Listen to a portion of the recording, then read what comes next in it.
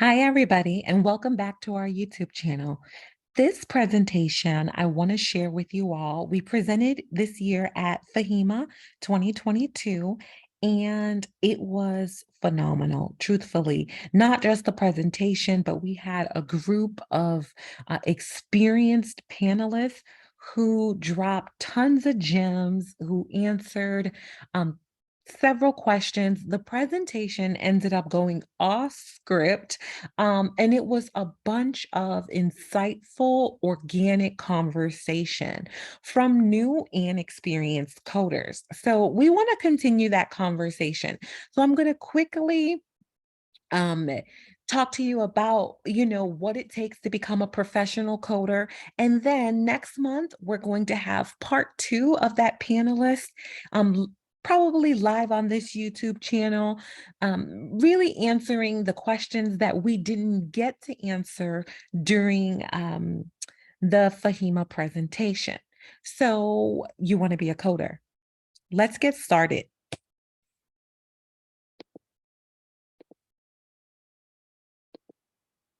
Haha, just kidding. So before we get started, there's a couple things that I want to make sure we cover.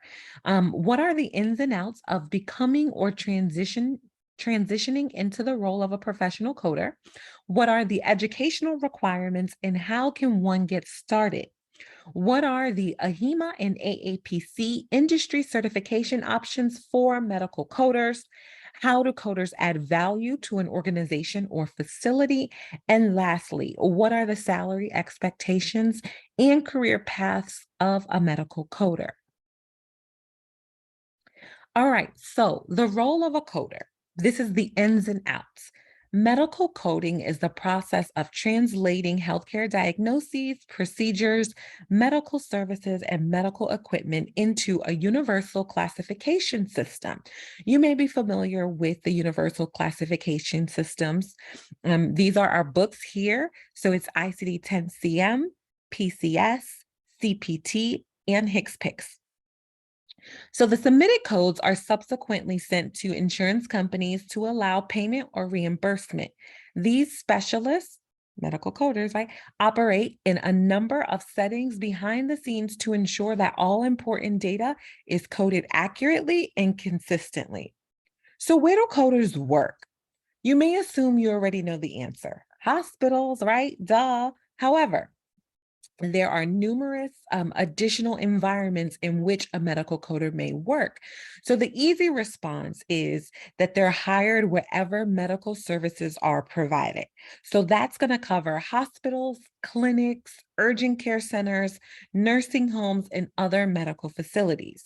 Some insurance companies hire medical coders to verify the accuracy of incoming patient claims, so that they can see or understand this process from the other side of the table.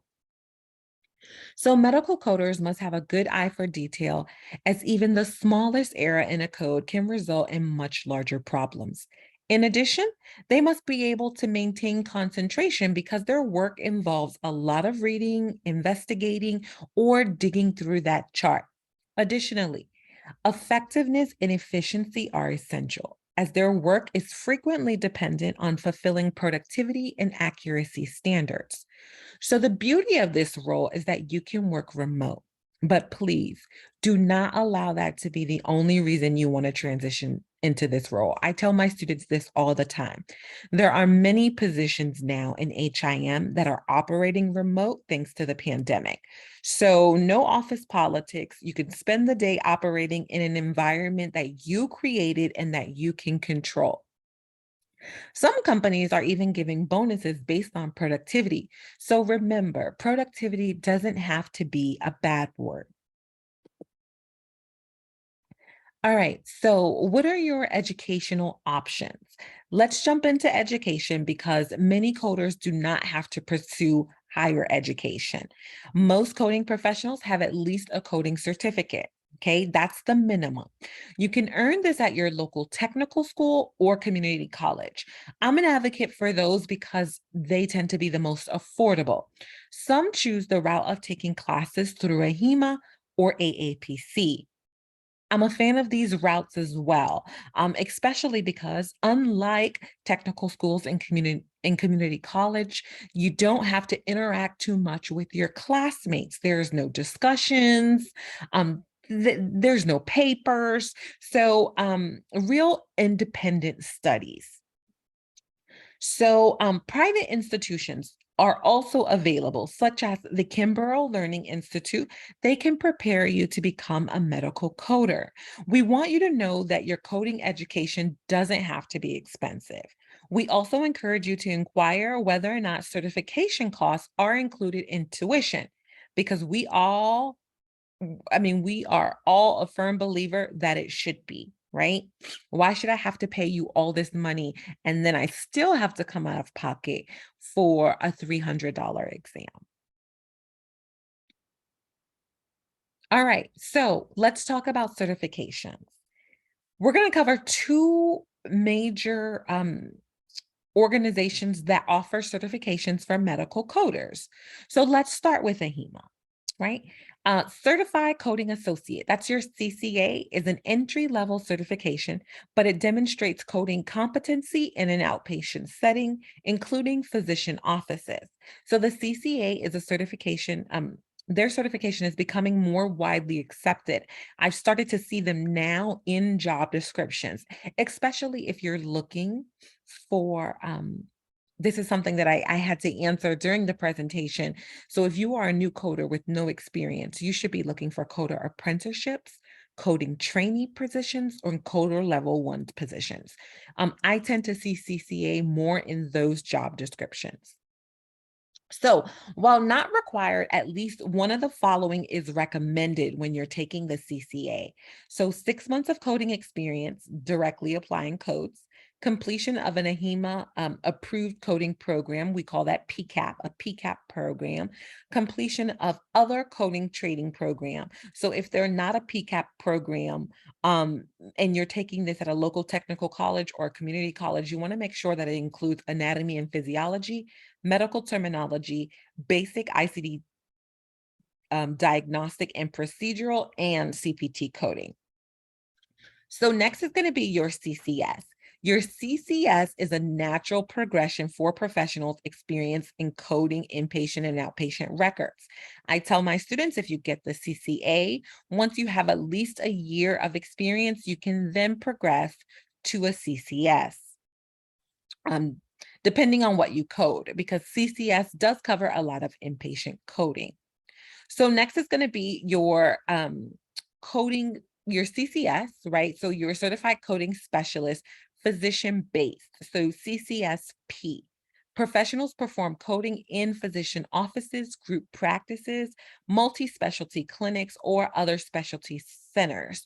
So the CCS and the CCSP, they have the same qualifications. So you must have that A&P, pathophysiology, pharmacology, medical term, reimbursement, as well as intermediate and advanced ICD, diagnostic coding, procedure coding, HCPCS, plus 1 year of applying codes, okay? Or a minimum of 2 years directly applying codes. Or, as I mentioned before, you can hold that CCA plus 1 year, or you can hold a coding credential from another certifying organization such as AAPC plus 1 year. And if you're taking the CCS, you can hold a CCSP, a RHIT, or an RHIA. All right, so let's talk about these AAPC credentials, right? So for AAPC, the three that I want to highlight is the CPC, which is your Certified Professional Coder, your COC, Certified Outpatient Coder, and your CIC, Certified Inpatient Coder. When taking AAPC certifications, you must be an AAPC member prior to scheduling your exam. Okay. So if you're taking the COC, it requires 2 years, or the equivalent of medical coding experience. For the CIC with training and or experience used to possess the required understanding of inpatient coding and reimbursement, as well as anatomy and medical term. Okay, so the same goes for the CPC. Okay, but very popular exam. What I love about AAPC is that you get 2 attempts on your exams. So that is helpful for sure. So let's talk about the career outlook. You've likely heard about the industry-wide growth expected in the healthcare field. So it's not surprising that the jobs for medical coders are on the rise as well, but so are the vacancies. So the Bureau of Labor Statistics project employment for medical records and health information specialists to grow 9 to 11% through the year 2030. So your next logical question is probably going to be about salary. So let's talk about it. How much do medical coders make? I mean, that's the question that I got at the credential. I don't know how many times. Or I've heard that coders are making bank. Is that true? It is, but that's because we're operating in an employee market. So if you're a new coder or you're new to healthcare, I want you to also be realistic. Okay. So let's talk about it. According to AAPC, Medical Coding and Billing Salary Survey, on average, medical coders, certified and non-certified, make an average of about $54,797 a year. Medical billers and coders without certification earn approximately $47,200 per year. Okay. While certified coding and billing specialists make an average annual salary of $60,097 a year, 27% more than their non-certified colleagues. This is why I'm always pushing for certification. Okay. Because 27% more, that's a huge difference. So earn that certification. I don't understand.